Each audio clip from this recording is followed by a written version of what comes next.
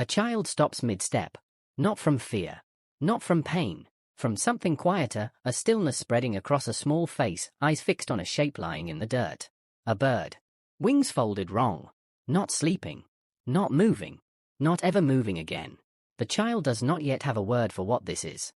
But something inside them has already changed. Most people assume death awareness arrived slowly, gently, like a sunrise.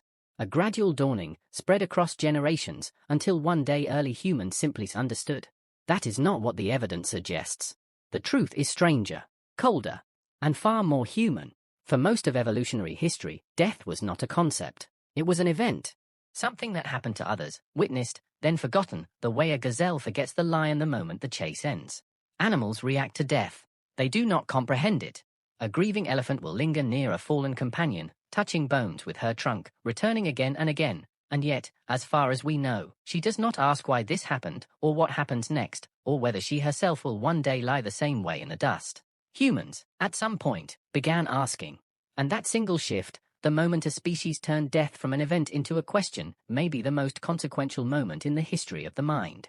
Researchers studying the emergence of self-awareness point to something unsettling. The ability to understand your own death is not automatic. It requires a very specific cognitive leap, the ability to imagine a future in which you do not exist. Not a future where you are somewhere else. A future where there is no you at all. Try, for a moment, to genuinely picture that. Most people can't. Not fully. The mind resists its own absence.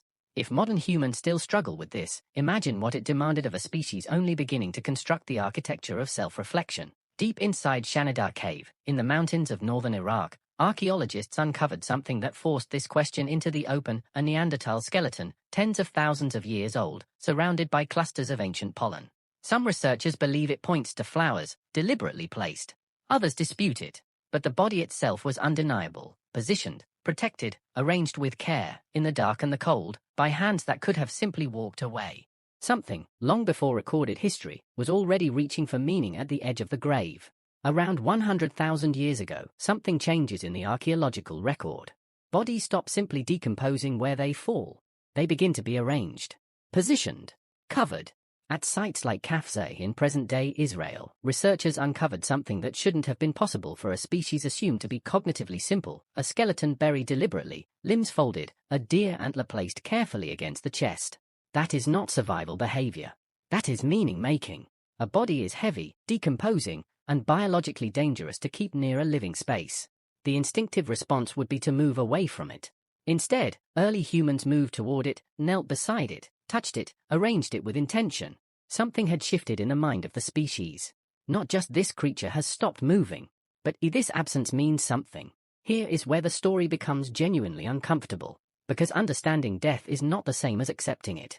Cognitive scientists studying what's known as mortality salience have found something striking. When humans are made aware of their own death, even briefly, even abstractly, their behavior changes almost immediately. They cling more tightly to belief systems. They seek group identity. They create meaning, ritual, hierarchy, art. In other words, the moment humans became aware they would die may be the same moment humans became human in the way we recognize today. Not tool use, not language, not fire. Death awareness. The terror of non-existence may be the ignition point of culture itself.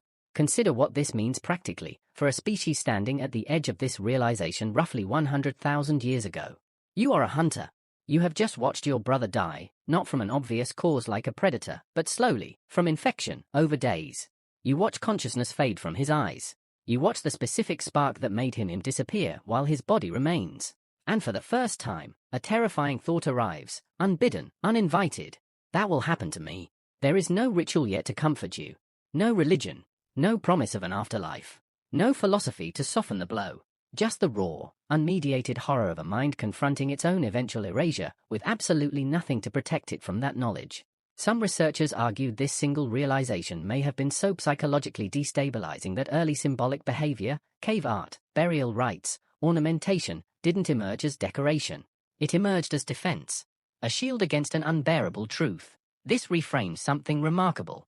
The oldest known cave paintings, hand-stenciled onto stone walls, some over 40,000 years old, are often described as early art.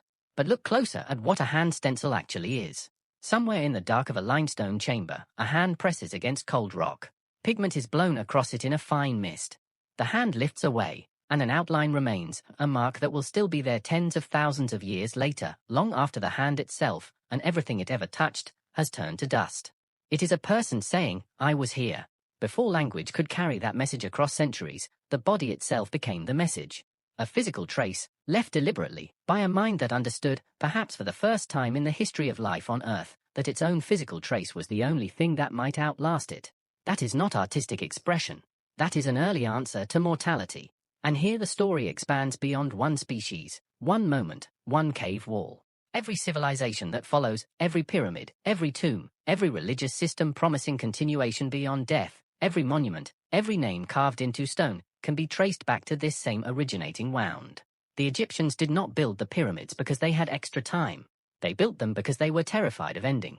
Religious systems across every culture on Earth, independently, again and again, produce some version of the same core promise: you will not truly disappear. That is not coincidence. That is the oldest psychological pattern in human history, repeating itself across every civilization that has ever existed, because every civilization was built by minds carrying the same unresolved terror. But here is the part that unsettles even careful researchers. We still don't know exactly when the first human fully understood they would die, not abstractly, not through ritual, but through a raw, internal, undeniable realization. There is no fossil that records a thought, no burial site that captures the exact moment fear became comprehension. We only see the aftermath, the graves, the ochre, the carved figures, the deliberate hand pressed into stone, evidence of a species trying, desperately, to answer a question that may have arrived long before it had any tools to answer it with. And this raises something even stranger, something almost impossible to sit comfortably with. If death awareness created culture, created religion, art, ritual, meaning, then in some sense, everything humans have ever built exists because of fear. Not inspiration. Not curiosity. Fear. The specific, singular fear of ceasing to exist. At Sungir, in Russia, archaeologists found 2 children buried head to head, wrapped in thousands of painstakingly carved ivory beads, each bead representing, by some estimates, hours of labor. Not a quick farewell.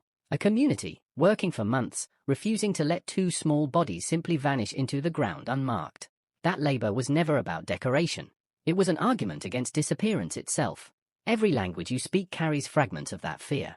Every story ever told about heroes who become legends, every name etched onto a monument, every child taught to remember their ancestors, all of it may trace back to one species, at some unknown point in the deep past, realizing something no other creature before it had ever fully grasped. This will end. And building, desperately, endlessly, around that single, unbearable sentence.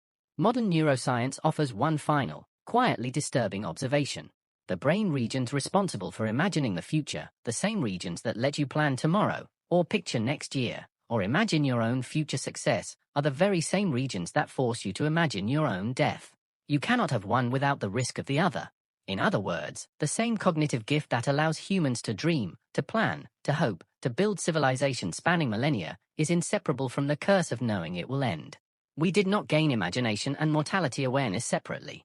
We may have gained them as a single, indivisible package. The species that could imagine tomorrow was always going to be the species that had to imagine its own absence from all the tomorrows after that. So perhaps the real question was never when did humans realize they would die. Perhaps the real question is whether any thinking mind can exist without eventually confronting that realization, whether awareness itself, taken far enough, always arrives at the same devastating conclusion. Somewhere, in the deep, unrecorded past, a person sat beside a body that would not move again. And for the first time, understood exactly what that meant, not just for the body in front of them, but for themselves. That moment left no fossil, no tool, no inscription.